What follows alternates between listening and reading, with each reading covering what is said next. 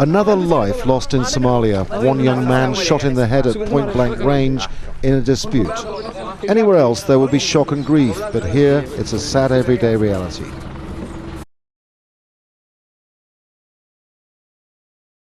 If you didn't know, Somalia is an African country commonly called the Horn of Africa because of its horn-like shape.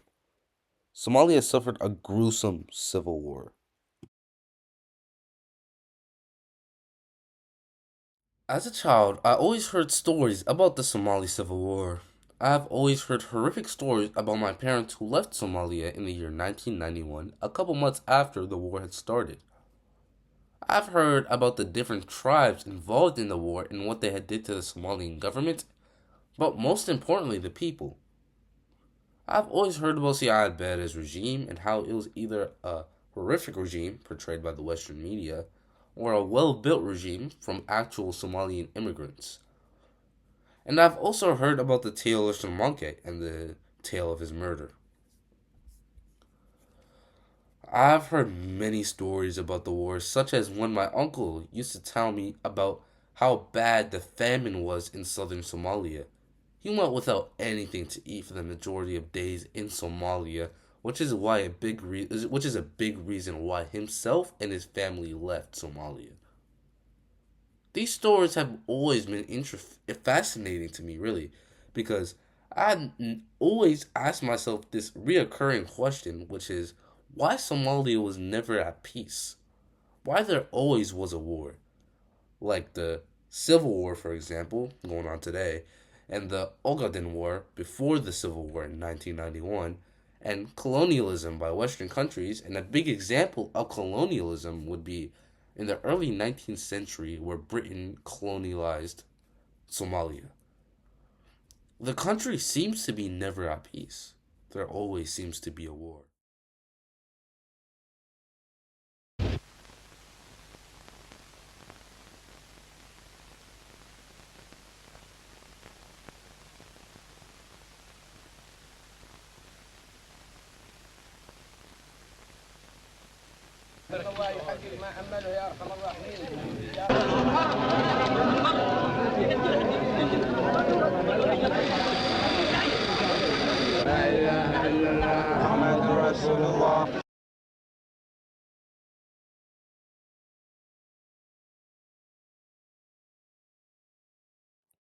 On October 20th, 1969, Abdurrashid Ali Sharmanke, Somalia's second president, was assassinated.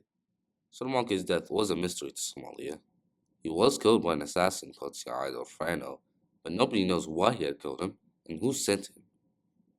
Many have theorized and came up with two main possibilities for who orchestrated this murder. The first theory is that Sharmanke had a main clan, which was the government, and he had thousands of subclans to his disposal. The theory is that he couldn't keep track of all of the subclans he had, so it could have been that one of his subclan rivalries with other subclans he wasn't aware of killed him.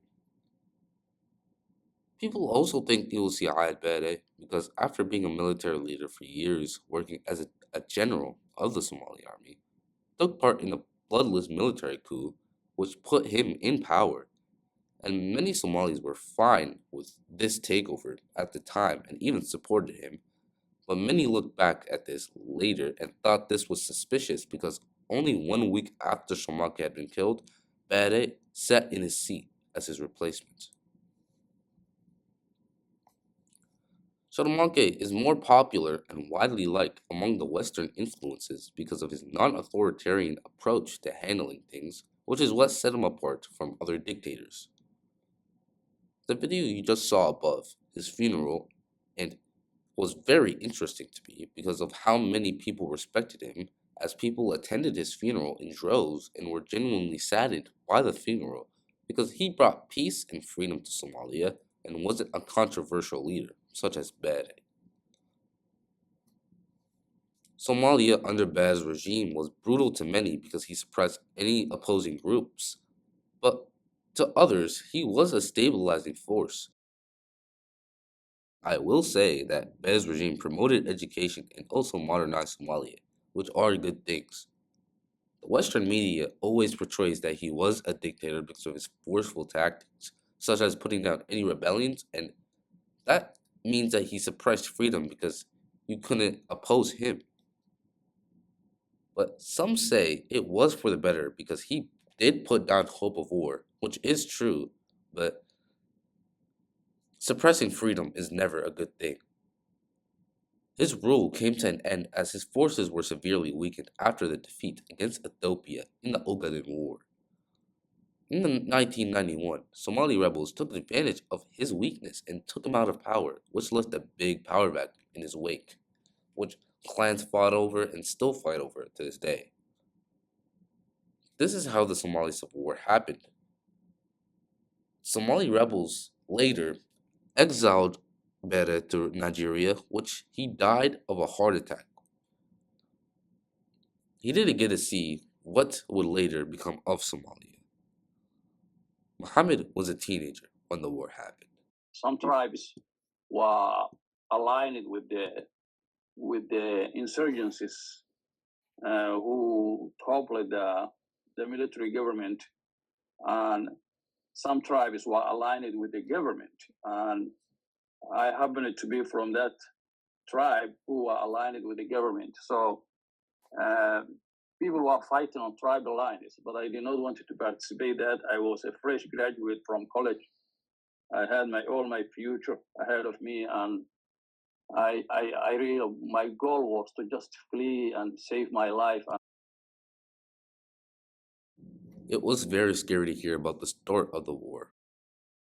I was trying to go to the university, and then I hear gunfire from everywhere, and there was a rumors that the guerrilla fighters came into Mogadishu city because before that time they were fighting outside of Mogadishu, and the Siad Barre government was controlling Mogadishu. And then suddenly I saw a lot of armed soldiers running back and forth and fighting going on. And they told me the school is closed and you have to. Everybody was running and fleeing where his tribe was.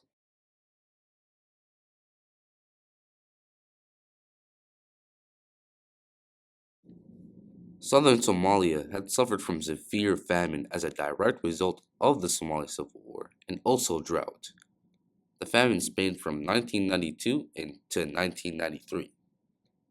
The fighting of the war destroyed crops and food, which were vital for the Somalian people to, of course, live.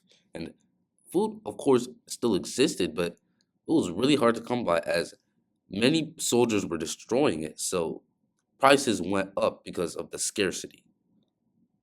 The famine got so bad that the Red Cross, which is a humanitarian movement, got involved and saved many lives. But by that time, it was too late. The damage had been done to men, women, and children too. Many women and children were affected by the war heavily, with them having to leave during battles of the war to find a safe place to live, bringing their children with them. Often without their husbands too, because most of their husbands were fighting in the war. Muhammad, who Yes, there was a very bad famine in the south. I'm from the south. I fled to southern city, Bardera, in 1991, and luckily, me, my wife, and my two sons, Abdurrashid and Ahmed, we went to a refugee camp in Kenya, where we stayed 2 years before 1993.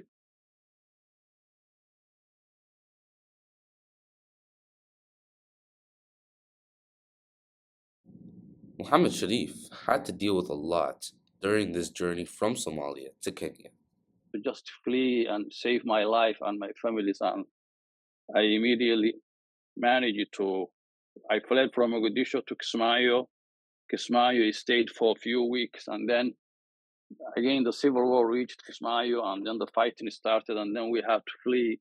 In fact, I lost one of my siblings. He fled with a boat, which was overloaded, and then it sank. It capsized. in the water between Kenya and Somalia, and that's how he died there.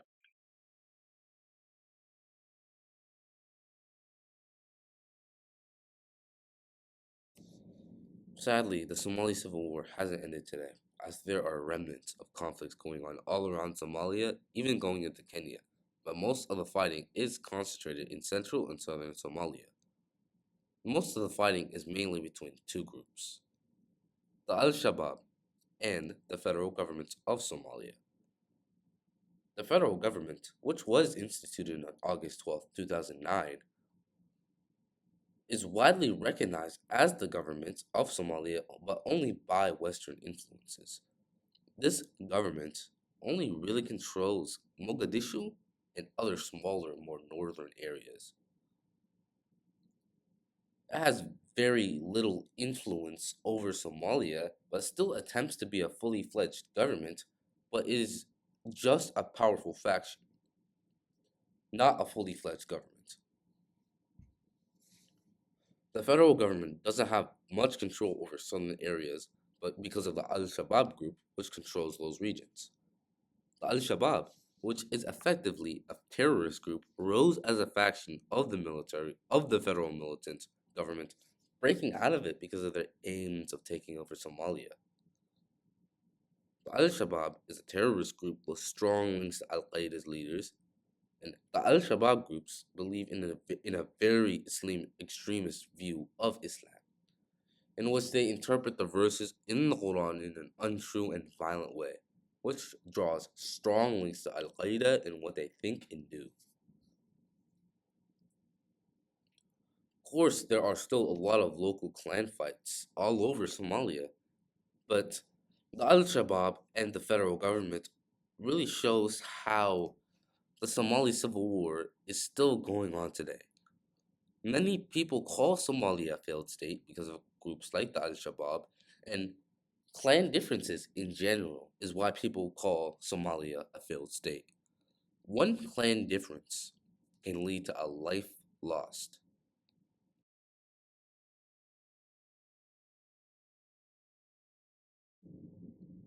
Muhammad Sharif made some really good points about how he thought Somalia wasn't.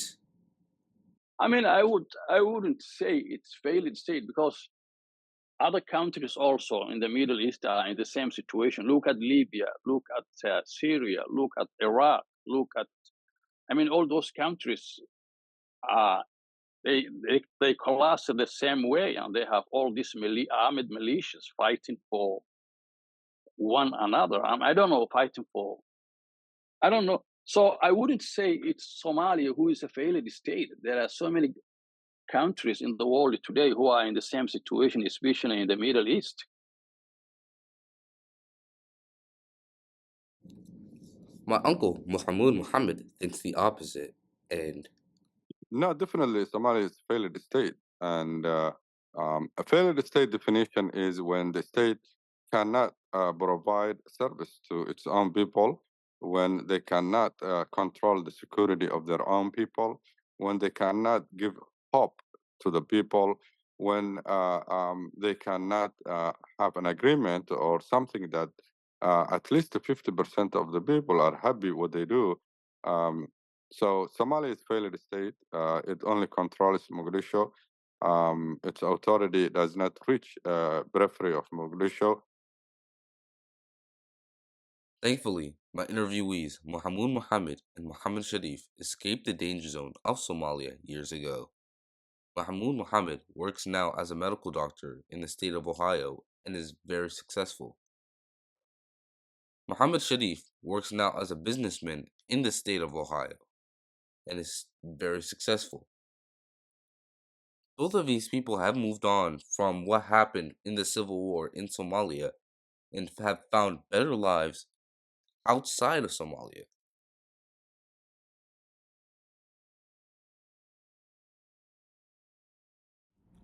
As Al Shabaab goes on their mission of stopping at no cost to gain their goal of overtaking Somalia, and as the federal government fights and the general public not knowing when this forever lasting war will ever end, leaves those very people of Somalia asking, Is there even a way to stop this war?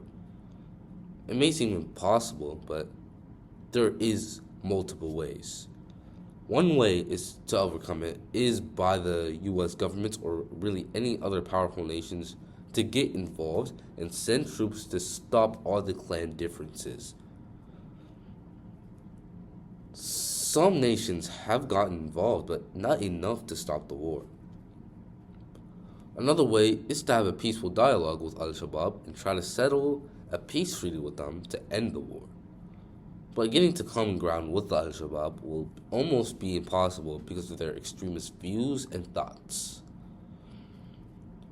Getting rid of all the tribes involved in the civil war has to occur in order to unite Somalia under one government and get rid of the civil war.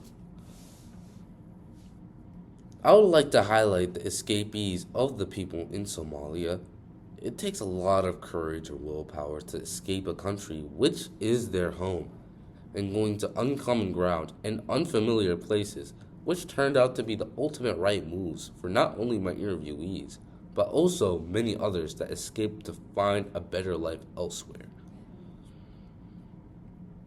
I would like to thank my interviewees for interviewing me, as this is a very touchy subject to talk about, and I would also like to thank you for listening.